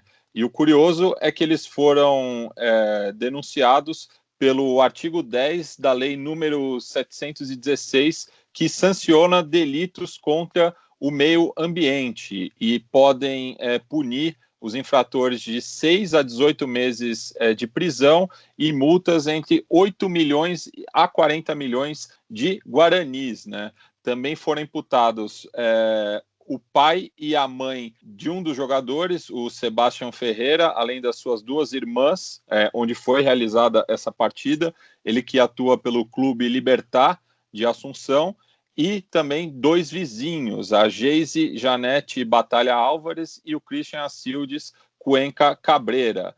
O Renato Mencia, o outro jogador punido, atua pelo futebol costarricense, estava de quarentena no Paraguai, e ainda estão investigando se outros 2 jogadores do Cerro Porteño, o Matias Vilaçante e o Sérgio Dias, também estavam presentes na ocasião, né? Porque viralizou bastante o vídeo dessa partida de futevôlei. E no caso do Paraguai, né, que a gente tem elogiado bastante aqui no especial do coronavírus, ele foi o primeiro país da América do Sul a fechar os portões dos estádios, mas também é o primeiro país que já anunciou a data de retorno do campeonato local no dia 17 de julho. Paraguai que também tem sido pioneiro na prisão de jogadores de futebol, né? Pois é, não só nacionais paraguaios. E antes do Átila fazer os seus eventuais comentários, eu só queria falar para o ouvinte que ele tem uma chance de descobrir quem colocou notícias sobre o futebol da Bolívia e do Paraguai no nosso roteiro. Ele tem um palpite.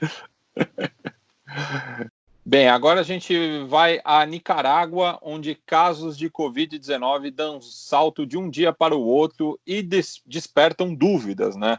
Lembrando que dos países da América Latina, a Nicarágua foi o que reagiu com maior indiferença à pandemia, inclusive apelando ao negacionismo, né? E ainda tratando do futebol, foi o único campeonato que não foi interrompido. Eu fiquei impressionado com o nível de manipulação primária dos dados que parece estar acontecendo para manter a mortalidade baixa, né? Então, à medida em que morrem, sei lá, 2 pessoas, e provavelmente é o tipo de número que ainda não podem esconder por lá, surgem mais 200 novos casos para a mortalidade do vírus ficar lá embaixo e dizer que nem é um problema, né? É um malabarismo epidemiológico bem sério. Bem, ainda na região do Caribe, né, colombianos no aeroporto de Guarulhos passam de 300 e a situação é crítica, né? Lembrando que eram trabalhadores colombianos residentes no Brasil que foram impedidos de voltar à Colômbia e agora os voos humanitários, como são chamados, custam por milhares de dólares, né? Então, esses trabalhadores não têm o dinheiro necessário para regressar ao seu país. É uma matéria na Folha de São Paulo, da Flávia Mantovani, né, já que, como o Matias mencionou, as fronteiras estão fechadas até 31 de agosto e, por conta disso, você tem ali uma série de salas de espera no Terminal 2 que foram transformadas basicamente em alojamentos provisórios, né? Essas pessoas recebem doações, enfim, para quem quiser, inclusive, contribuir de alguma maneira, você tem o pessoal do Circuito Cultural Colombiano, o coletivo Rueda la Palavra Paz e a Associação de Pós-Graduação do Programa de Integração da América Latina da USP, que estão recolhendo alimentos, itens de higiene e também doações em dinheiro, tá? Estão lá na matéria da Flávia Mantovani. Então, é uma situação extremamente complicada, porque essas pessoas querem voltar para casa, precisam voltar para casa, mas não tem como, essa logística não está sendo feita. E, como a Átila sempre menciona, são pessoas que vão ficar num ambiente fechado, com ar circulando ali entre eles, ou seja, uma situação, né, não muito salubre. Inclusive, assim, acho terrível a situação aí. Teve um ouvinte que falou no Twitter que parte dos casos de paraguaios com Covid também são paraguaios que ficaram presos na ponte ou na travessia porque a fronteira estava completamente fechada. Resposta à pandemia demanda uma infraestrutura de Estado e de coordenação muito grande para tudo dar certo, e é bem triste ver meias respostas deixando um monte de gente pendurada dessa forma. Mas até o Japão fez isso com o pessoal que estava dentro do Princess Diamond, né? Não que isso justifique qualquer coisa. Da Colômbia, vamos ao Peru, onde pelo menos 20 jornalistas morreram de Covid-19 ao cobrirem a pandemia. O Peru tá muito mal na situação epidemiológica deles. Estão com uma proporção de casos por 1 milhão de habitantes. Então, embora os casos em números absolutos sejam baixos, dê a impressão de que o país não está tão mal. Em números relativos, a transmissão lá está bem alta, o país está bem atingido pela Covid, e por ser um país em que as condições de trabalho das pessoas é mais precária, os próprios profissionais de imprensa lá parece que não tem muito acesso a máscara e outras coisas, tem que tirar do próprio bolso, comprar e arrumar por conta própria, e tem muita gente se expondo sem proteção, né? Então, provavelmente, além de jornalistas, eles estão perdendo policiais, estão perdendo bombeiros, estão perdendo médicas e por aí vai, o pessoal que faz atendimento e que faz trabalhos essenciais que tem que continuar acontecendo mesmo nessa situação.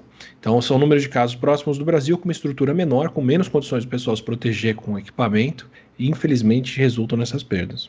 Agora uma notícia da sexta-feira passada, dia 5 de junho, que inclusive a gente comentou brevemente na última edição quinzenal do Xadrez Verbal, já que o presidente Donald Trump declarou que se tivéssemos agido como Brasil ou Suécia, teríamos 2,5 milhões de mortos. Átila, você que é um alarmista, né, e a gente sempre vai ficar fazendo piada com isso, do pessoal que fica enchendo o saco por conta disso, explica da onde veio esse número, né, de 2,5 milhões.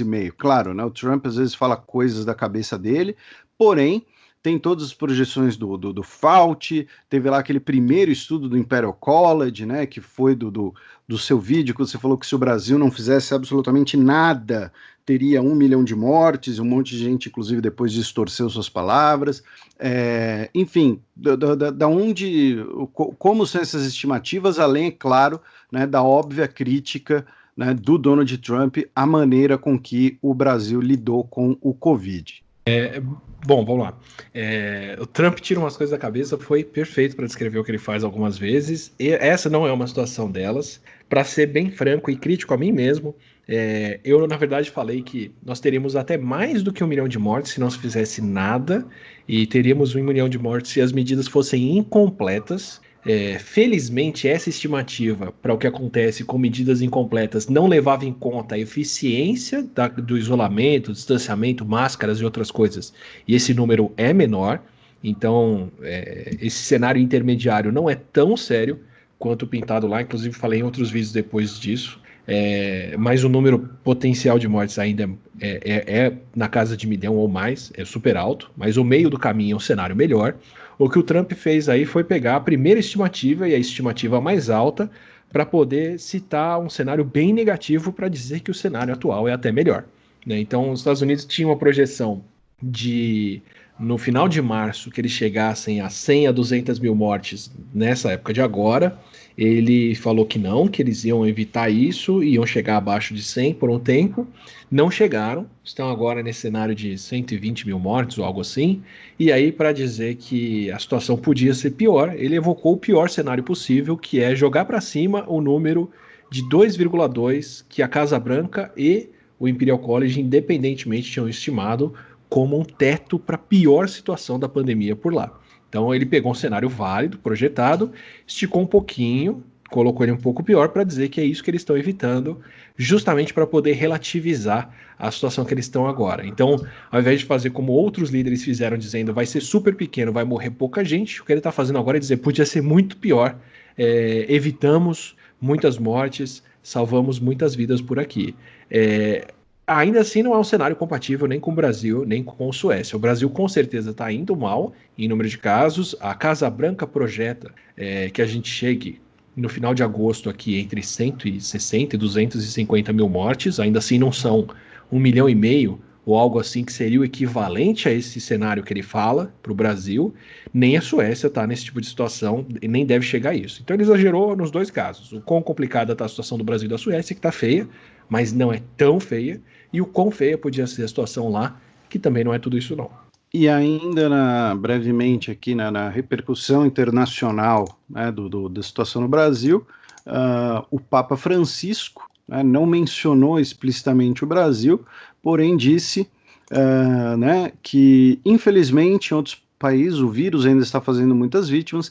Na última sexta-feira, em apenas um país, houve uma morte por minuto, terrível. O país que teve uma morte por minuto, na média, foi o Brasil.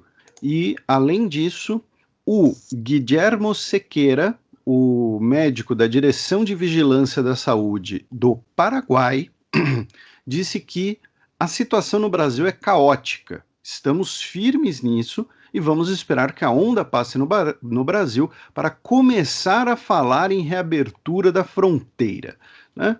Então tá aí, é o diretor da Anvisa do Paraguai, digamos assim, dizendo que a situação aqui é caótica. E ainda vai ter mais uma notícia sobre Brasil e o mundo, mas que receberá a bela voz do Matias. Assim como Trump, Bolsonaro ameaça deixar a Organização Mundial da Saúde em plena pandemia. Acho que combina, né, para um país que está sem ministro da Saúde. Então, o Átila, ele é um cara muito educado, ele é um cara muito discreto.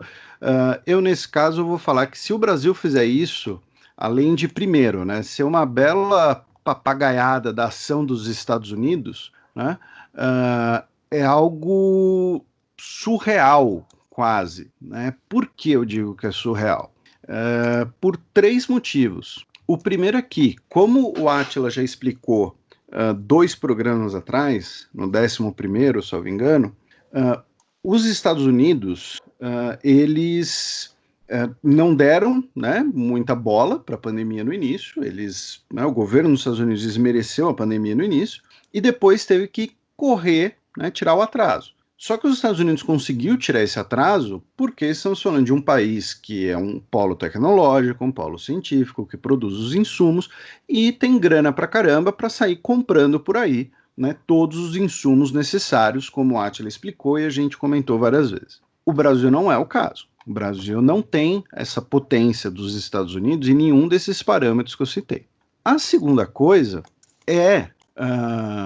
então, primeiro a gente tem a questão prática. A segunda coisa, a gente tem a questão da relação com a OMS. Enquanto os Estados Unidos é um país que contribui para o orçamento da OMS de forma líquida, o Brasil, embora ele contribua de forma bruta, no líquido, o Brasil recebe mais do que doa, mais do que colabora com a OMS. Porque o Brasil recebe, né, via convênios, o Brasil não recebe dinheiro direto, mas o Brasil recebe via convênios, auxílio técnico, insumos. O Brasil também fornece auxílio técnico, isso é sempre muito importante colocar, e vai ser o meu terceiro ponto, mas o Brasil recebe muito da OMS. Os Estados Unidos talvez seja o único país que possa se dar ao luxo, digamos assim, de sair da OMS e isso ser um prejuízo para os outros, né, já que um vírus não respeita fronteiras. O Brasil não, o Brasil vai ter prejuízo para os outros e para si também. E o terceiro ponto é que o Brasil é um dos países que mais pressionou, é um dos países, quando eu digo pressionou, parece até que é um termo negativo, mas é um dos países que mais propôs a criação da OMS no pós-Segunda Guerra Mundial. Durante quase 20 anos, a liderança da OMS foi brasileira.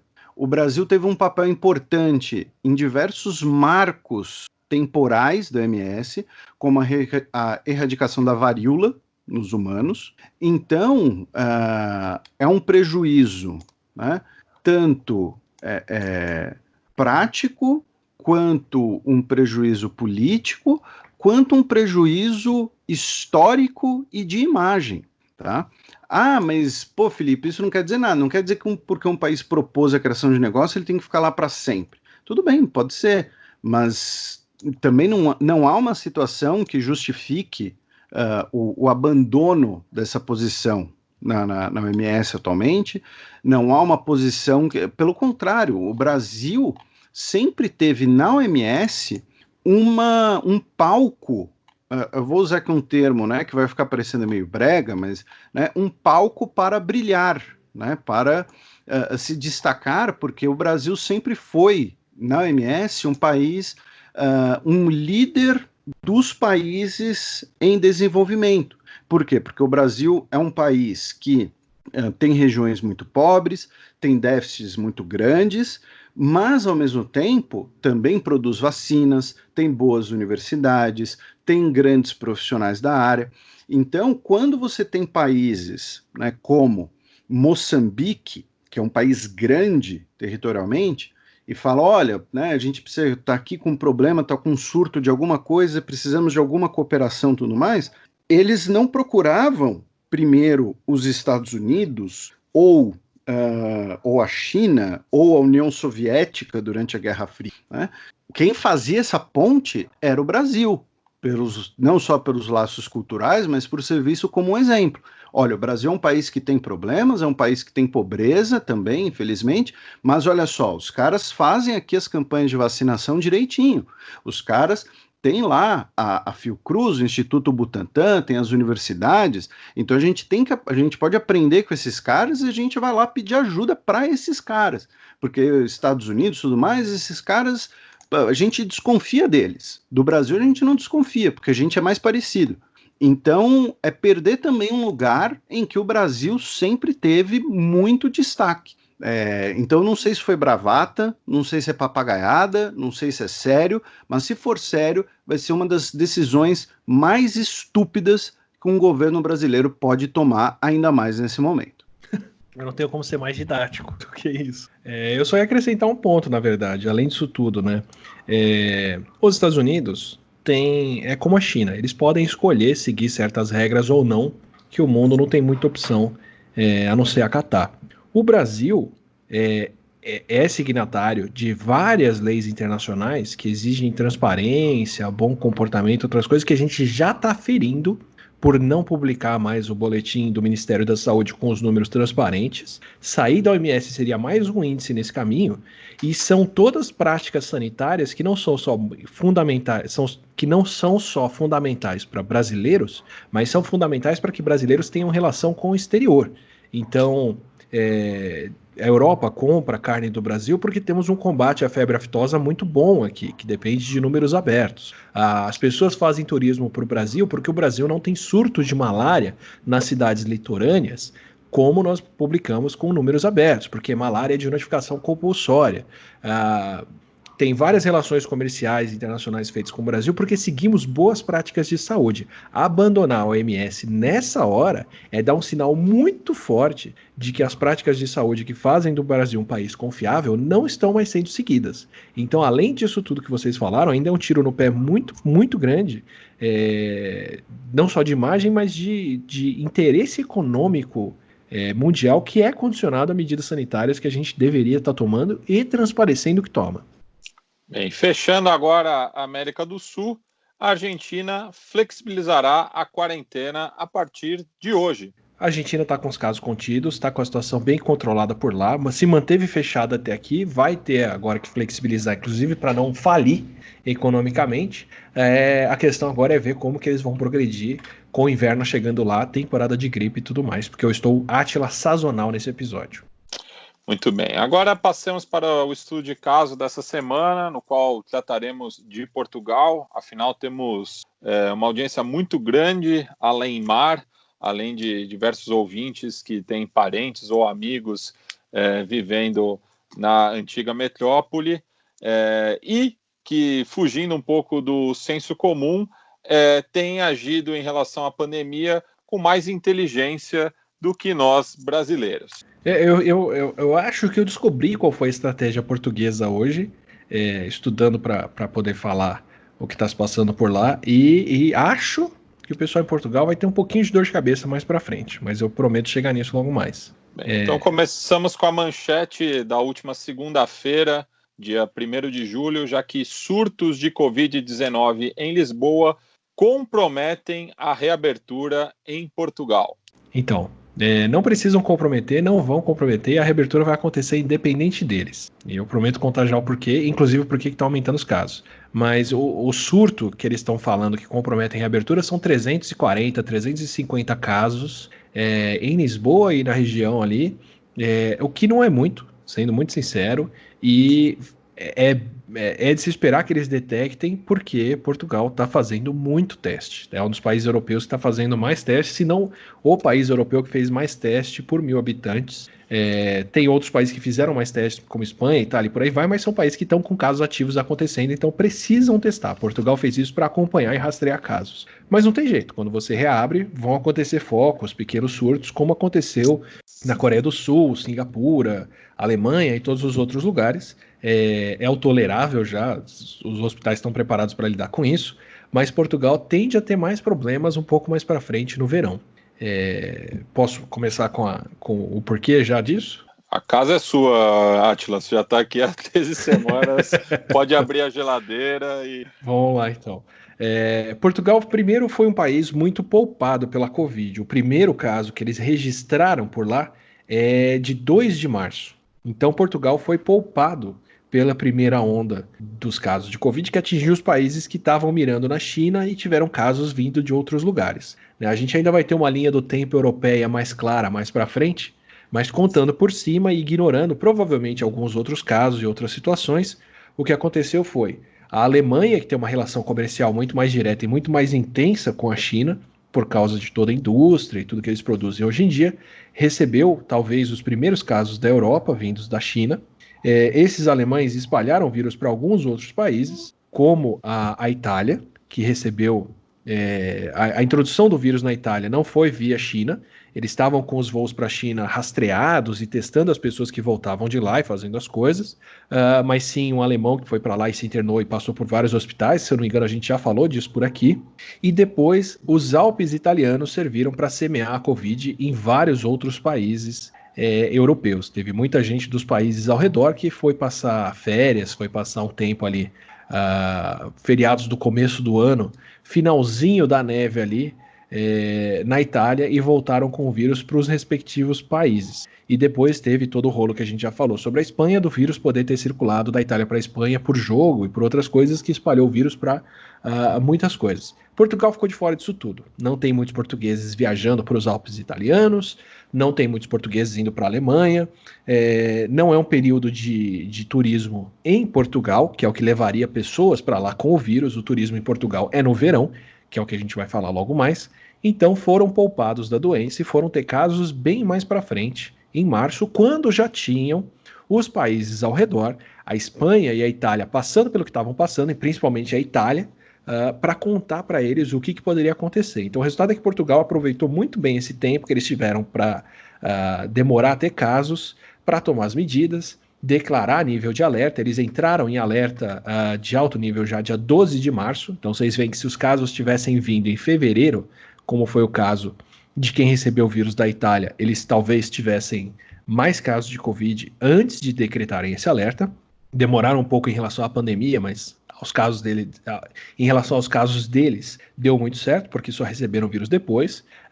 Se fecharam, deixaram todo mundo em estado de emergência desde 18 de março, um estado de emergência que vem sendo prorrogado desde então, mantendo as pessoas em casa, com circulação restrita, comércio fechado. Adotaram as medidas todas que os países ao redor tomaram, como Espanha, França e Itália, sem ter os casos que eles tiveram, porque dava para a população saber o porquê tinha que ficar recolhida. A população atendeu muito bem a demanda, ficou todo mundo recolhido em casa, e Portugal é um dos países com o menor número de casos e mortes. Eles chegaram a 35 mil casos, mais ou menos, quando a gente grava agora, e por volta de 1.480 mortes, o que é bem pouco até, mesmo para a população relativa deles. Mas não tão pouco, tá? Em relação a casos por milhão, coloca Portugal no mesmo nível dos países vizinhos, que não passaram pelo pior ali, na Europa, Alemanha e por aí vai. Tendo passado por isso, eles passaram o mês de abril agora fechados, todo mundo recolhido, tiveram poucos casos, a epidemia não avançou tão séria lá, e seguiram muito bem até aqui o mês de maio. Só que agora acontece o seguinte: Portugal depende muito do turismo de verão, e está simplesmente se reabrindo agora. Inclusive para o Reino Unido, e eu marco o Reino Unido em específico porque é o país europeu agora com a pior situação epidemiológica. Eles vão se abrir agora no verão, e quem vem do Reino Unido não precisa nem fazer quarentena, pode entrar no país e ir direto para a praia, não tem problema nenhum, porque afinal as férias das pessoas são curtas e não dá para elas passarem 14 dias trancadas para pegarem 2 dias de praia e depois pegarem 14 dias trancadas de volta quando entrarem na Inglaterra. Então o protocolo inglês é, quem viajou para fora, quando volta, tem que ficar isolado em casa, mas o protocolo português é quem vier da Inglaterra para Portugal não vai ter que seguir quarentena. E outros países também, mas a Inglaterra merece esse destaque por ser o país que tem tanto caso e por ser o país que mais põe dinheiro no turismo português. Na região de Algarve, toda a região sul do país lá, que vive de turismo basicamente e muita grana vinda em Libra. Então o que me parece, juntando as duas pontas? Me parece que Portugal se reservou não só para poupar os portugueses, mas para ser um país que está bonitinho, sem caso, casa limpa, bem cuidada, para receber o turismo agora, sem que as pessoas tenham medo de ir para lá no verão, já que eles dependem tanto de turismo. Então, por exemplo, a Espanha não vai ter condições de receber tanta gente, porque todo mundo viu o que estava acontecendo lá. A Itália não vai ter condições de receber tanta gente, porque todo mundo viu o que aconteceu lá. A França também não vai ter tanta visita, porque teve muito caso. Agora, Portugal, que estava super tranquilo, teve pouco caso, fez muito teste para mostrar que tem esses poucos casos, que está numa boa situação epidemiológica, agora é um país de preferência para todo mundo visitar e que provavelmente por essas visitas vai ter um bom aumento nos casos de Covid por lá, especialmente porque as pessoas não têm que seguir quarentena. Então, Portugal me parece um país que foi muito bem até aqui, mas que por depender tão fortemente do turismo, por estar nesse momento contando com que o verão diminua a transmissão do coronavírus, que diminua os casos de Covid, apostando na sazonalidade, por isso que eu falei que era um episódio sazonal hoje, vai receber bastante gente agora e tende sim a ter um aumento de casos, pequenos surtos locais, vários daqui para frente, por causa das pessoas vindas de fora. Ô, Átila, muito se propagou no começo da pandemia de que Portugal era um dos países com o menor número de leitos de UTI. Durante os últimos meses, a taxa de ocupação desses leitos e o uso de respiradores, como se deu em Portugal? Não, eles estão de fato baixos. O número de... Eu não sei te dizer a proporção de ocupação deles, tá? De verdade. Mas Portugal não chegou a registrar 2 dias. 2 dias em Portugal tiveram mais de 1.000 casos de Covid registrados. Então, assim, os números não são altos, como um todo. Não teve um pico de casos. Eles tiveram um bom crescimento até o começo ali do mês de abril, final do mês de março, mas depois, com as pessoas recolhidas, com as pessoas em casa, Portugal vem tendo alguns números na base de 200, 300, 500 casos por dia, de março até aqui. Então é uma situação sob controle tranquilamente. Mesmo se eles tivessem um pico de demanda de leitos de UTI, já foi há mais de um mês atrás, já deu tempo dessas pessoas se recuperarem e saírem de lá. Então, estão em condições de receber gente sim no verão. A única coisa que eu acho que vai acontecer é que, com esse aumento de casos agora, a complicação deles vai ser mais para frente, justamente por causa dessas visitas que estão trazendo dinheiro que eles com certeza precisam por conta da crise que a gente falou de tantos outros países. Felipe, recadinhos dos nossos ouvintes, considerações finais. Manda aqui um abraço pro Daniel Soares, pro Joel Machado, né? Só esclarecendo que a gente não vai conseguir fazer as perguntas aqui por conta do tempo.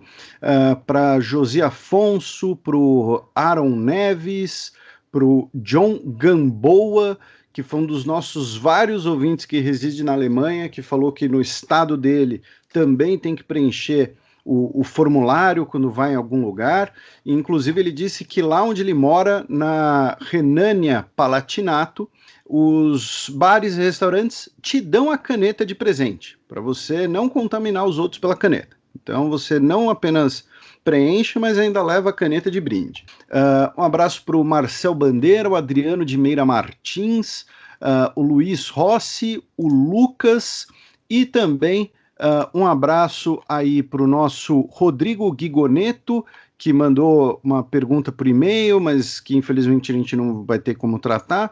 O Leonardo Sampaio, que mandou perguntas sobre vacinas e que a resposta para as perguntas dele, infelizmente, são todas não sabemos. E, finalmente, um abraço para o nosso ouvinte geólogo Daniel Camacho, para o irmão historiador dele, o Bruno Camacho, o amigo Wagner dele, que é companheiro de profissão, e para a senhora Gisele Camacho, mãe do Daniel, que, além de nos acompanhar, ela disse que está preocupada com o Átila porque ele está com um semblante muito abatido. Átila, considerações finais? Então, abraços sazonais a todos. Espero que a gente enfrente esse inverno que está vindo por aí e tenha uma boa paz de espírito e menos casos na primavera e no verão, porque ultimamente só está dando para contar com o clima mesmo. Bem, e lá no site da Central 3, o Guilherme Eisfeld fez umas considerações sobre as chamadas ciclovias pop-up em Berlim, onde ele reside, né, para as pessoas poderem pedalar com maior distanciamento.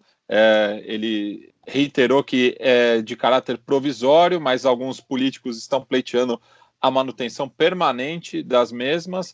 E mandar um abraço também para Fabiana Calazans, que escreveu lá no site, agradecendo a cada dia que a gente se esforça em deixá-la informada com transparência. Muito obrigado a nós que faz esse podcast possível. E, por último, durante a gravação, eu recebi um inbox aqui de Maíra Oisaito, minha companheira, pedindo para divulgar a campanha da benfeitoria do espaço de leitura, onde ela trabalhava, mas o espaço foi fechado por conta da pandemia, era ligado ao Fundo de Solidariedade do Estado de São Paulo, localizado lá no Parque da Água Branca. Então, quem quiser ajudar a manter esse projeto muito importante aqui para a nossa região, da Zona Oeste de São Paulo, tem lá o passo a passo, vai estar linkado na postagem do Xadrez Verbal. Lembrando que foram dezenas de trabalhadores da cultura que perderam seus postos aí no Parque da Água Branca. E aproveito e me despeço de vocês, lembrando, não temos Xadrez Verbal nessa semana, mas teremos o repertório, programa de entrevistas do Xadrez Verbal, e a gente se reencontra semana que vem com mais um boletim semanal especial sobre o coronavírus.